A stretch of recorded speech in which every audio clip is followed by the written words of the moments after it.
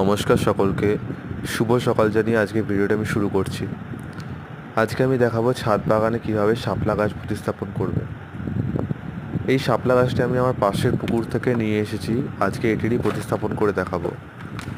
এই শাপলা গাছটির জন্য আমি মাটি তৈরি করেছি শুধুমাত্র মাটি এবং গোবর সার দিয়ে।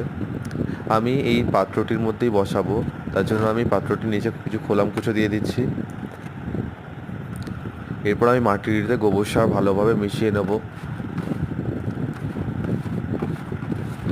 গোবর সারটি এবং মাটিটিকে খুব ভালোভাবে মেশাতে হবে এবং ধীরে ধীরে ডাব্বাটি ভর্তি করতে হবে।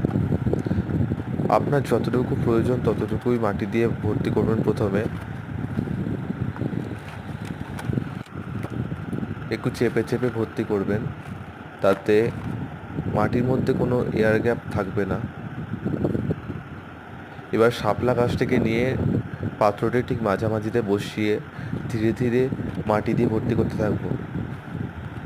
মাটিটা একটু চেপে চেপে ভর্তি করতে হবে, যাতে জল দিলে গাছটা না উঠে আসে, সেই জন্য খুবই ধীরে ধীরে মাটি দিতে হবে, যাতে গাছ শিকড় না ছিঁড়ে যায়, এবং চেপে চেপে দিতে হবে। ভিডিওটি ভালো লাগলে অবশ্যই আমার চ্যানেলটি সাবস্ক্রাইব করে আমার পাশে থাকবেন এবং পাশে বেল আইকনটি ক্লিক করে দেবেন, তাতে আরও নতুন ভিডিও আপনাদের কাছে খুব তাড়াতাড়ি পৌঁছে যাবে।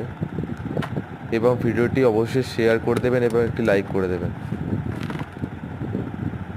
পাত্রটিতে মাটি দেওয়া হয়ে গেলে গামলা নেবেন একটি, যেটিতে আপনারা শাপলা গাছটাকে রাখতে চাইছেন, সেই গামলাটাকে জল দিয়ে ভর্তি করতে থাকবেন।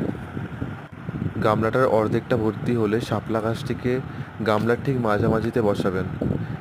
আপনারা দেখতে পাচ্ছেন যেখানে আমি কিছু পাথর দিয়েছি শাপলা গাছটি গোড়ায়।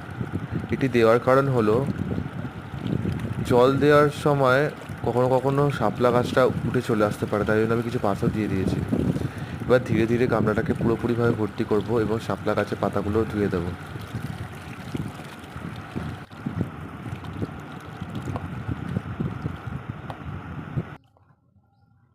ব্যাকগ্রাউন্ডের আওয়াজটিকে একটু ইগনোর করবেন। গামলাটাকে ধীরে ধীরে জলে ভর্তি করতে থাকুন। প্রথমবার জল দিলে জলটিকে অবশ্যই ওভারফ্লো করে দেবেন, তাতে জলটি একটু পরিষ্কার হয়ে যাবে। আবারও বলি, ভিডিওটি ভালো লাগলে অবশ্যই করে আমার চ্যানেলটি সাবস্ক্রাইব করে দেবেন এবং আমার পাশে থাকবেন। পাশে বেল আইকনটি ক্লিক করে দেবেন, তাতে আরও নতুন ভিডিও আপনাদের কাছে খুব তাড়াতাড়ি পৌঁছে যাবে। ভিডিওটি অবশ্যই একটি লাইক এবং শেয়ার করে দেবেন। সবাই ভালো থাকবেন, সুস্থ থাকবেন এবং অবশ্যই করে গাছ বসাবেন।